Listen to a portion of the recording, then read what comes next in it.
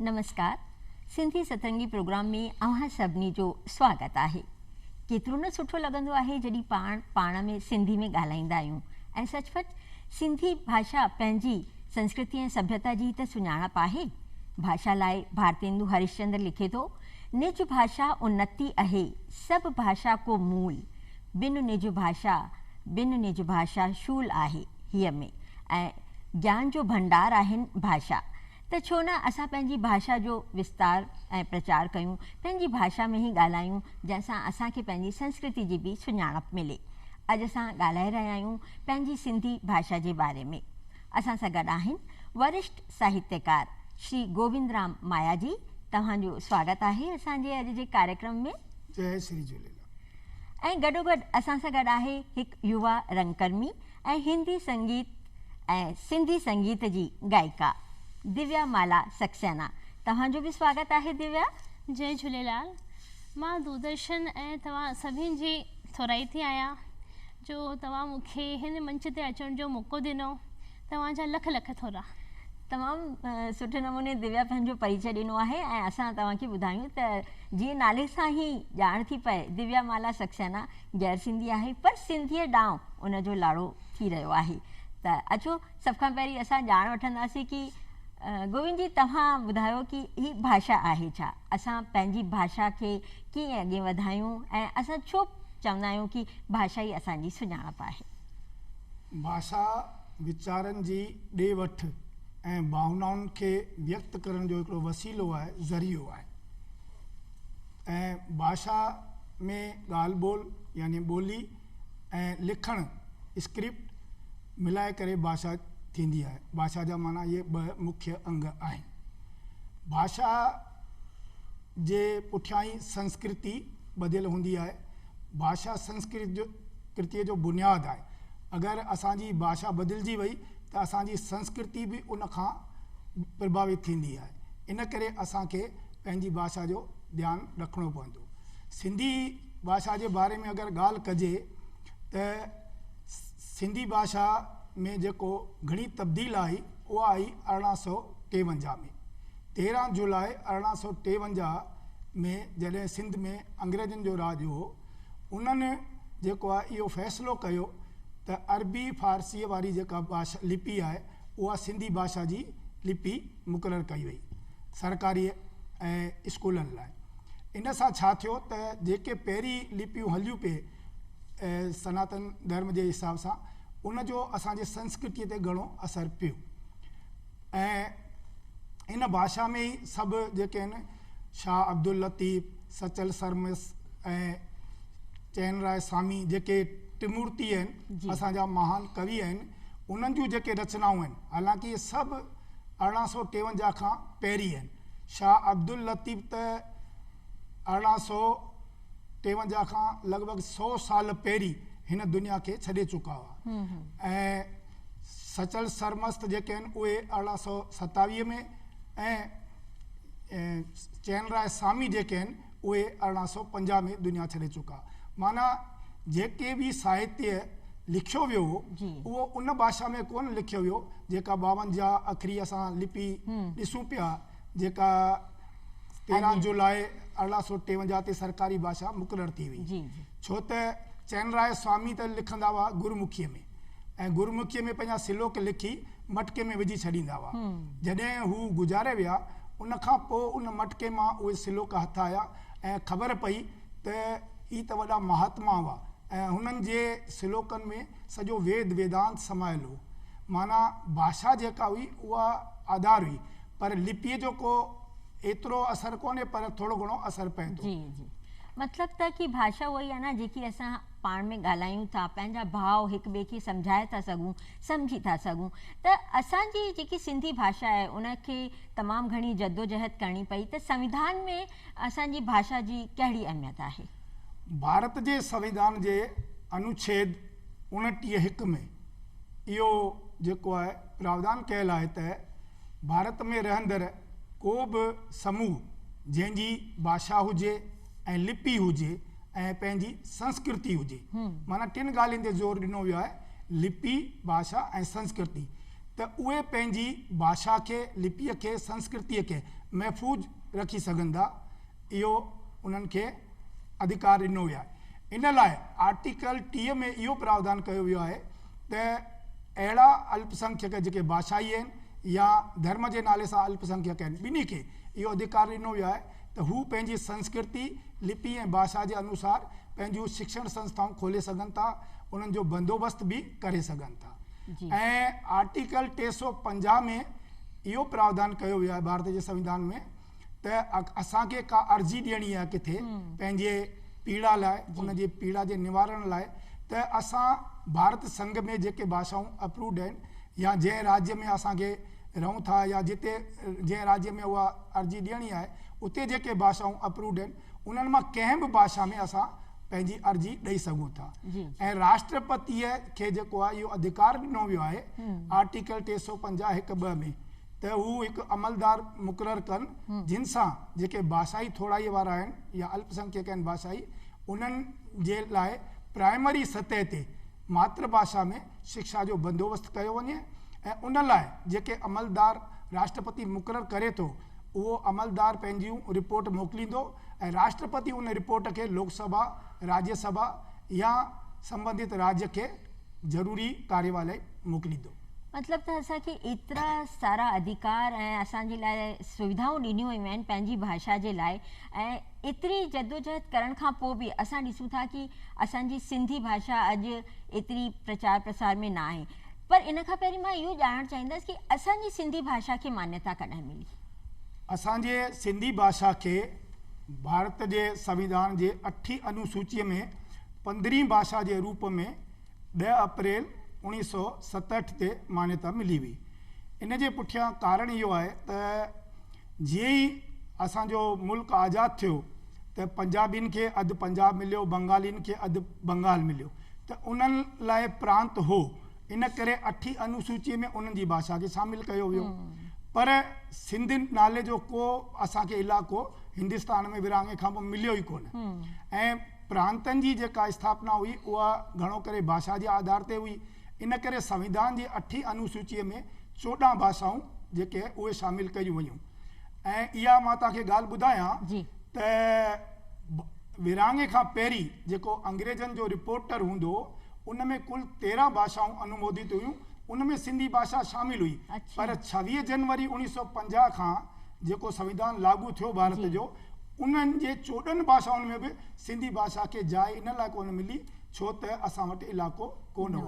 हालांकि ॾिठो वञे त उन वक़्त जा महात्मा गांधी खां पोइ जेके ॿिए नंबर जा नेता हुआ असांजा JB कृपलानी साहब ऐं जयराम दास दौलतराम जी, उहे ॿई बि संविधान सभा में शामिल हुआ, पर तंहिं हूंदे बि असांखे भाषा खे मान्यता कोन मिली। उन जो कारण हिकिड़ो मां ॿियो बि सम्झां थो त 1948 जे पछाड़ीअ में कुझु विद्वाननि सरकार खे इहा वेनती कई त जेको असां सां 1853 में अन्याय थियो हो, असांजी लिपि जेका आहे उहा असांजे मथां थोपी वई हुई, अरबी फारसी लिपि, उनखे हींअर मटे करे देवनागरी लिपि शुरू कई वञे। त भारत सरकार जेको आहे उहो आदेश जारी कयो 1949 में, पर उन आदेश खे जेको आहे सिंधी मास्तर जेके सिंध मां आया हुआ उन्हनि खे हिते पंहिंजो नौकरियूं मिलियूं हुयूं, त उन्हनि खे जेको देवनागरी लिपि पाढ़ण में ॾुखाई पई थी। ऐं ॿियो जेके बि दर्सी किताब हुआ कोर्सनि जा उहे सभु बि अरबी लिपीअ में ई हुआ, छो त आज़ादीअ खां 94 साल पहिरीं ताईं सिंध जी सरकारी भाषा अरबी हुई।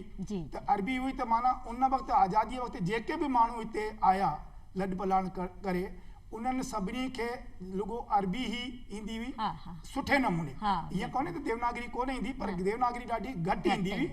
त उन्हनि जेको आहे इन ॻाल्हि जो विरोध कयो ऐं असांजो जेको बर्क बैरिस्टर हुआ राम जेठवलाणी साहब, उन्हनि जे मार्फत उन्हनि हाई कोर्ट बॉम्बे में याचिका लॻाई ऐं उन याचिका में इहो फ़ैसिलो थियो त देवनागरीअ सां गॾु अरबी लिपीअ में बि जेको आहे उहे पढ़ाई जी व्यवस्था कई वञे। माना हिंदुस्तान में हींअर असांजी जेका 15वीं भाषा आहे 8हीं अनुसूचीअ में, उन जूं सरकारी तौर से 2 लिपियूं मंजूर आहिनि, अरबी बि ऐं देवनागरी। बिल्कुलु बिल्कुलु। ऐं उहो ॾींहुं हो 10 अप्रैल 1967 ते असांखे 8हीं अनुसूची में सिंधी भाषा खे मान्यता मिली। ऐं असांखे इहो बि पतो आहे त उन ॾींहुं चेटीचंड हो, उहो ॾींहुं चेटीचंड हो, इन करे असां उनखे सिंधियत ॾींहं जे रूप में बि करे मञंदा आहियूं। असां सां गॾु दिव्या आहे ऐं असांखे पतो आहे कि जेके सिंधी भाषी आहिनि, सिंधी ॻाल्हाईंदा आहिनि, उहे त ॻाल्हाइनि ई था, पर गैर सिंधी बि असांजी सिंधी भाषा ॾांहुं तमामु घणो रुझान करे रहिया आहिनि। त दिव्या, असांखे तव्हां इहो ॿुधायो कि तव्हां कीअं सिंधी भाषा ॾांहुं मुड़ियो? जीअं त मुंहिंजी शादी सिंधी फैमिली में थी आहे, घर में सभई सिंधी ॻाल्हाईंदा आहिनि, सुबुह जो सिंधी भॼन ॿुधंदा आहिनि, तो मूंखे बि लॻो मां छो न सिंधी में ॻायां। अरे वाह! छो जो मां हिंदी ते भॼन ॻाईंदी आहियां। हा, त तव्हांखे शौक़ु लॻो कि जॾहिं घर वारा सभु सिंधीअ में ॻाइनि था त उन्हनि सां गॾु गॾु ज़रूरु तव्हां बि गुनगुनायो हूंदो ऐं तव्हां बि ॻाइणु शुरू कयो, त छो न असांखे बि सिंधी भॼन ॿुधायो? छो न। करे राम भजन प्यारा, मिली मानुष देहि अथई। करे राम भजन प्यारा, मिली मानुष देहि अथई। बिना राम नाम जग में कोई न सनेही थई। बिना राम नाम जग में कोई न सनेही थई। कर राम भजन प्यारा, मिली मानुष देहि थई। श्री राम दवा जान जय, सब रोग हटाए थी। श्री राम दवा जान जय, सब रोग हटाए थी। तन मन की शांति दी, सब तपत हटाए थी। पियो प्रेम साढ़े सातु, अन्य वेलन वे अथई। पियो प्रेम साढ़े सातु, अन्य वेलन वे अथई। कर राम भजन प्यारा, मिली मानुष देहि थई। कर राम भजन प्यारा, मिली मानुष देहि थई। वाह वाह वाह वाह, केतिरो न सुठो ऐं केतिरो न मिठड़ो भॼन गोविंद जी दिव्या ॻायो आहे। गैर सिंधी भाषा हूंदे बि उन पंहिंजी सिंधी खे पकड़ियो आहे ऐं उनखे सुहिणे नमूने ॻायो आहे ऐं अञा वेल न वेई अथई। मूंखे तमामु सुठी लॻी इहा ॻाल्हि कि सचपच असांजी सिंधी भाषा जी अञा वेल न वई आहे। असां चाहियूं त पंहिंजी सिंधी भाषा खे अॻियां वधाए था सघूं। त गोविंद जी, हाणे असां इहो ॼाणणु चाहींदासीं कि जेकी सिंधी भाषा असांजी आहे, असां ॾिसूं था स्कूलनि मां ऐं उन्हनि मां धीरे धीरे घटि थींदी वई आहे, असांजा शागिर्द बि घटि थींदा विया आहिनि, पर असांखे उन्हनि खे ॿुधाइणो आहे कि असांखे कहिड़ा कहिड़ा फ़ाइदा उन भाषा सां मिली था सघनि। सिंधी भाषा जा अनेक फ़ाइदा आहिनि, छो त भारत जे संविधान में सिंधी भाषा अप्रूव थियण खां पोइ अकादमियूं खुलियूं आहिनि। राष्ट्रीय सिंधी भाषा विकास परिषद खुली आहे, त उन्हनि अकादमियुनि में जेको आहे लिटरेचर आहे, लेखकनि खे लिखण जो मौक़ो मिलियो आहे, त असांजी संस्कृति जो वाधारो थियो आहे। ऐं अकादमियुनि में ऐं राष्ट्रीय सिंधी भाषा विकास परिषद में जेके नियुक्तियूं थियूं थियनि, उन्हनि में बि घणो करे सिंधी कर्मचारी लॻल आहिनि, त हिकु रोज़गार बि वधे थो ऐं भाषा संस्कृति सॼो वाधारो थिए थो। ऐं भाषा छो त असांजी अप्रूव्ड आहे, त इन करे भारतीय प्रशासनिक सेवाऊं जेके आहिनि उन में सिंधी विषय खणी करे असां इम्तिहान ॾेई सघूं था। ऐं सिंधी विषय इम्तिहान अगरि केरु पंहिंजे मातृभाषा में ॾिए थो त इहो उन लाइ सवलो थींदो। इहा हिकु हक़ीक़ी ॻाल्हि आहे। त इहो वॾे में वॾो इहो फ़ाइदो आहे। इन खां सवाइ सरकार आकाशवाणी, दूरदर्शन, इन ते बि जेके सिंधी प्रोग्राम शुरू कया आहिनि, त इते बि सिंधी कर्मचारी लॻनि था ऐं उन्हनि खे रोज़गार मिले थो। ऐं जेके बि असांजा कलाकार आहिनि उहे बि जुड़नि था। ऐं ॿियो त सरकार जेको आहे सिंधी दुभाषा बि अपॉइंट करे थी, छो त भारत में जेका भाषा अप्रूव्ड आहे उन में भारत जे संसद जूं कार्यवाहियूं इन्हनि जो बि रूपांतरण तर्जुमो करिणो पवंदो आहे। त माना अनेक तरह सां रोज़गार जा वसीला खुलनि था। इन करे भाषा जे जेको आहे संविधान में जुड़ण सां असां लाइ हिकु तरह सां संस्कृति जो वाधारो थिए थो, रोज़गार जो साधन वधे थो, ऐं ॿियो पंहिंजी सुञाणप जेका आहे असांजी आइडेंटिटी आहे। छो त असां सिंध में पंहिंजो सॼो माल मिल्कियत सभु कुझु त छॾे आयासीं, खणी आया आहियूं त रुगो पाण सां गॾु पंहिंजी ज़बान, ऐं उहा ज़बान जेका आहे संस्कृति जो बुनियादु आहे, ऐं ज़बान असांजी क़ाइमु आहे त असांजी संस्कृति क़ाइमु आहे। बिल्कुलु।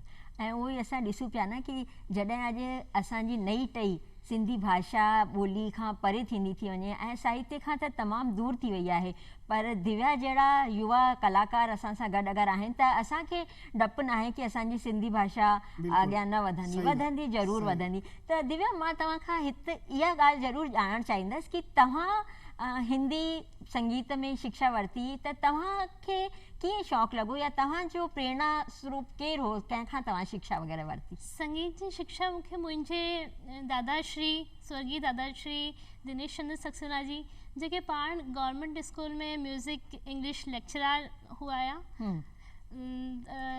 तंहिंखां पोइ श्री अमित अनुपम जी जे संगीत आश्रम जे हरीश नागोरी जी मुंहिंजे संगीत गुरु आहे। तव्हां कहिड़ो, छा विशारद खां पोइ बि तव्हां कुझु कयो पिया? विशारद कई पई, ऐं हाणे निपुण कयो पिया। तमामु तमामु सुठी ॻाल्हि आहे। ऐं गॾोगॾु हाणे तव्हां हिंदी सां गॾु गॾु सिंधी संगीत में बि जुड़ी विया आहियो, त असां चाहींदासीं कि हिकु भॼन थी वञे हाणे। दुल्हे दरिया शाह सभिन जी बेड़ी पार लगाई जा, दुल्हे दरिया शाह सभिन जी बेड़ी पार लगाई जय। लरन लोडन मां कढ लालण, लरन लोडन मां कढ झूलण, शूलन मां बिछड़ाए जा, दुल्हे दरिया शाह सभिन जी बेड़ी पार लगाई जय, दुल्हे दरिया शाह सभिन जी बेड़ी पार लगाई जय। आसरो हिकु तुंहिंजो आहे, तो बिन केर ॿियो पार लगाए, आसरो हिकु तुंहिंजो आहे, तो बिन केर ॿियो पार लगाए।